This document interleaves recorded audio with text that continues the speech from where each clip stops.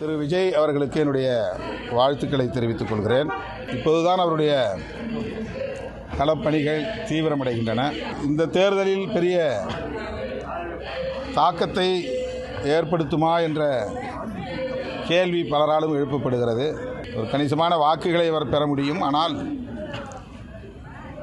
திராவிட முன்னேற்றக் கழகத்தின் தலைமையிலான எங்கள் மதசார்பற்ற முற்போக்கு கூட்டணியின் வெற்றியில் எந்த பாதிப்பையும் ஏற்படுத்துவதாக அது இருக்காது என்று நான் நம்புகிறேன். அண்ணாமலை பாஜகவுக்குள்ளே ஒரு அரசியல் செய்கிறார். நயினார் நாகேந்திரன் தலைமையை ஏற்றுக்கொள்வதிலே அவருக்கு இன்னும் சிக்கல் இருப்பதாகத்தான் அவருடைய நடவடிக்கைகளில் இருந்து தெரிய வருகிறது. அவர் தலைமையில் இருந்தபோது சுதந்திரமாக செயல்பட வேண்டும் என்று அவர் விரும்பினார். அதேபோல நயினார் நாகேந்திரன் அவர்களும் சுதந்திரமாக செயல்பட வேண்டும் என்பதை அவர் புரிந்து கொள்ள வேண்டும். ஆனால் அவருடைய நடவடிக்கைகள் நயினார் நாகேந்திரன் அவர்களுக்கு நெருக்கடியை உருவாக்குவதாகத்தான் என்னுடைய பார்வையில் படுகிறது.